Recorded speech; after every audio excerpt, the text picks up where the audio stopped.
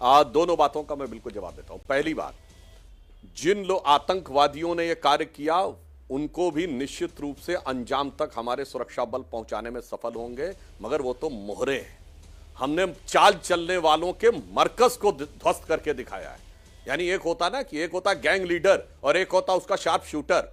अरे साहब, gang leader के गैंग ऑफिस के ऊपर बम्बार्डिंग करके दिखा दी यार। कोई बात नहीं, शार्प शूटर जहां भी बचा छुप रहा होगा उसको भी अंजाम तक पहुंचाया जाएगा। रही बात न्यूट्रल डेस्टिनेशन और इसके ऊपर, तो अभी सुप्रिया जी ने बोला कि 2008 के बाद पाकिस्तान को आतंकी मुल्क मान लिया गया था, शायद भूल गई। 2007 में हवाना में मनमोहन सिंह सरकार ने खुद ये बोला था कि पाकिस्तान तो खुद आतंकवाद से पीड़ित है। 2008 के मात्र 9 महीने बाद एक न्यूट्रल डेस्टिनेशन पे जुलाई 2009 में शर्मल शेख में भारत, न्यूट्रल डेस्टिनेशन शर्मल शेख में भारत और पाकिस्तान ने एक ज्वाइंट डिक्लेरेशन साइन किया जिसमें लिखा कि आतंकवाद से शांति वार्ता प्रभावित नहीं होगी।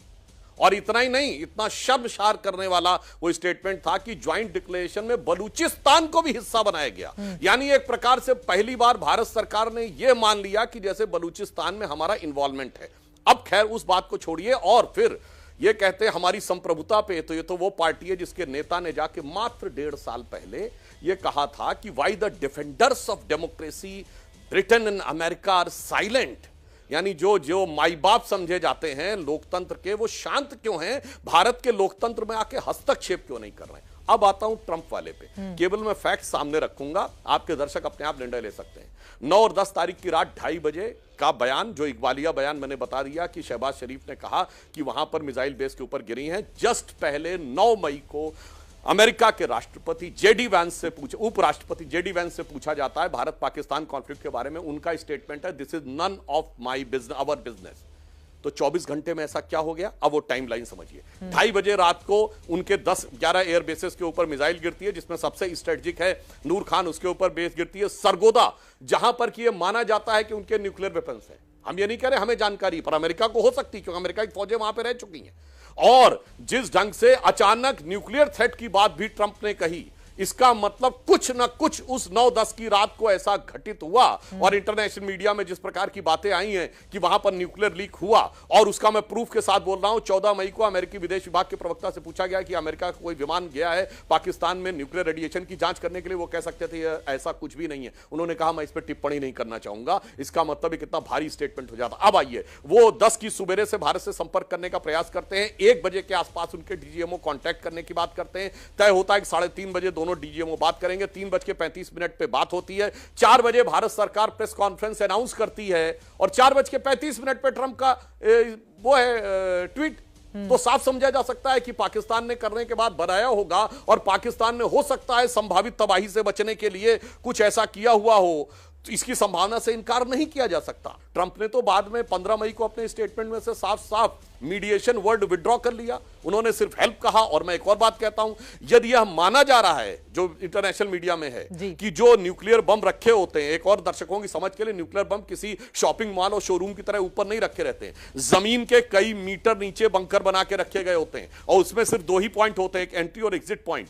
यदि अंतरराष्ट्रीय मीडिया में जो खबरें उसके अनुसार एंट्री और एग्जिट पॉइंट ब्लॉक हो गए थे तो यह खतरा हो सकता था कि अंदर कोई न्यूक्लियर लीकेज या डिजास्टर हो सकता था। और उस स्थिति में आपको पता सरगोदा भारत की सीमा से कितना दूर है, 177 किलोमीटर, यानी जितना दूर दिल्ली से मथुरा है उससे कम दूर है।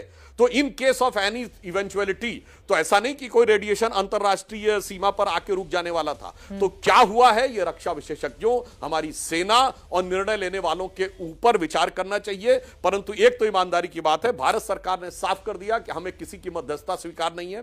स्पष्ट आज भी जयशंकर जी ने बोला है, डोनाल्ड ट्रंप ने भी अपने बयान को मॉडिफाई कर लिया है। परंतु फिर भी वो लोग जिनके बयान पाकिस्तान की मीडिया में सुर्खियां बने हुए हैं, भारत के यूट्यूब इन्फ्लुएंसर से लेके तमाम पॉलिटिकल लोग, वो इस पे सवाल उठा रहे हैं। तो मुझे लगता है ये उनकी नीयत के ऊपर सवाल उठता है। ठीक है सुप्रिया जी, अब से थोड़ी देर पहले विदेश मंत्री एस जयशंकर का बयान सामने आया है। उनकी ओर से कहा गया है कि किसी ने भी मध्यस्थता नहीं की, सीधे भारत और पाकिस्तान के इस बारे में बातचीत हुई और पाकिस्तान की ओर से पहले फोन आया था। ये देश के बाहर उनका बयान है। और देखिए 10 मई को जब ट्रंप कहते हैं कि भारत पाकिस्तान में युद्ध का विराम करवाया, और 15 मई आते आते उनका बयान आता है कि मैंने मध्यस्थता नहीं बल्कि समस्या को सुलझाने में मदद की है। ये बात उनकी ओर से कही जाती है। तो ट्रंप ने तो खुद ही अपने बयान को खारिज कर दिया और आज एस जयशंकर ने भी इस बात को स्वीकार किया है।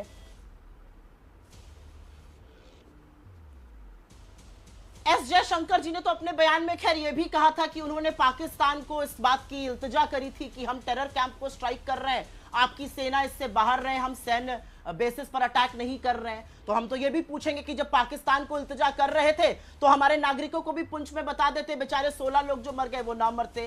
क्या यह गलत नहीं था कि उन्होंने पाकिस्तान को इल्तिजा करी? ये सवाल भी उठेगा, आपने पाकिस्तान को क्यों इन्फॉर्म किया? पाकिस्तान जैसा आतंकी मुल्क जो आतंक को शरण देता है, पनाह देता है, जिसकी सॉवरेनिटी में आतंकी कैंप बसे हुए मसूद अजहर जैसे लोग रहते हैं, हफीज सईद जैसे लोग रहते हैं, उनको आप क्यों इस पर इतना विश्वास कर रहे थे? क्यों आपने बताया? ये पहली बात हम कहेंगे। दूसरी बात मैं कहूंगी, आपने हवाला दिया ट्रंप जी के 15 मई के बयान का। 15 मई से 22 मई तक एक हफ्ता बीत चुका है और उस बीच वो 4 बार और बोल चुके हैं, आज सवेरे भी बोल चुके हैं। हाँ, और वो अपनी बात पर टिके हुए हैं कि मैंने मध्यस्थता कराई और मैंने दोनों बीच में मत बोलिए, जैसे उनके बीच में नहीं, मेरे बीच में भी मत बोलिए।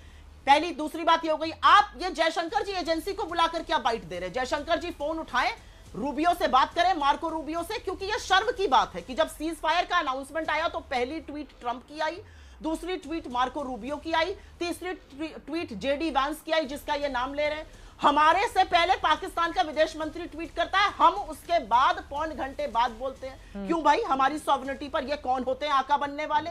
ये बात पूछी जाएगी। और एक और बात मैं यहां पे कहना चाहती हूं, और ये बात कहनी जरूरी है। ये बात इसलिए कहनी जरूरी है क्योंकि प्रधानमंत्री देश का के नाम संबोधन करने आते हैं। आधे घंटे पहले ट्रंप आकर सुबह के 6 बजे अमेरिका के बयान देते हैं, मैंने कराया।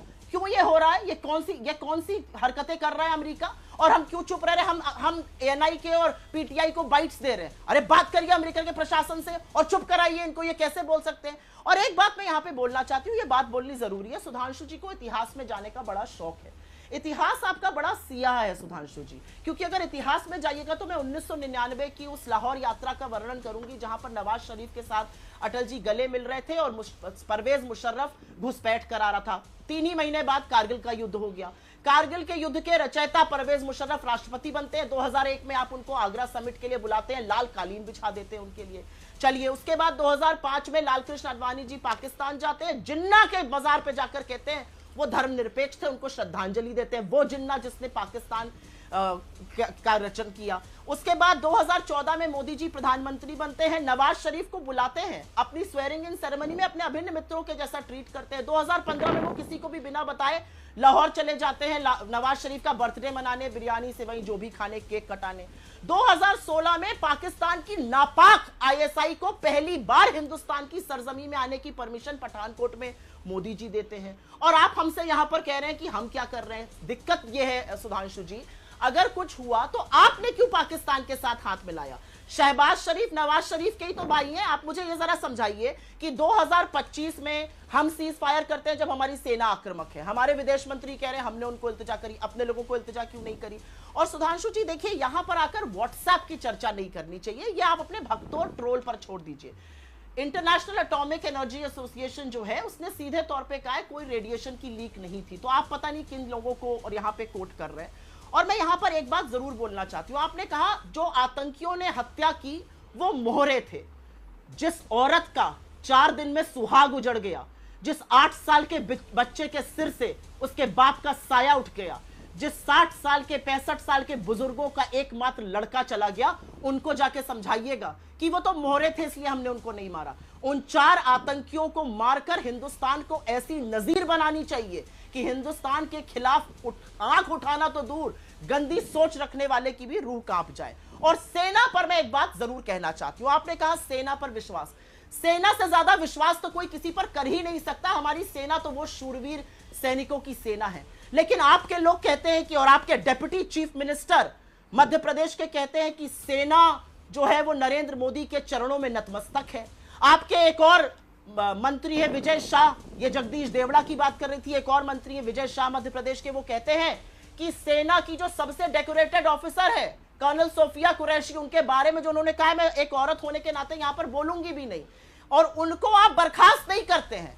आप हाईकोर्ट के ऑर्डर का इंतजार करते हैं, जब वो ऑर्डर आता है तो एफआईआर होती है। सुप्रीम कोर्ट और हाईकोर्ट ने उस एफआईआर पर क्या फटकार लगाई है ये सब जानते हैं। एफआईआर उनको बचाने के लिए लिखी गई है। अरे नैतिकता और मर्यादा दिखाइए, और जो गलीच ऐसे लोग हैं उनको निकाल बाहर करिए अपने पदों से। पार्टी से तो आप नहीं निकालिएगा, पद से तो निकालिए। आप ब्रजभूषण के साथ खड़े होंगे, आप कुलदीप सिंह सेंगर के साथ खड़े होंगे।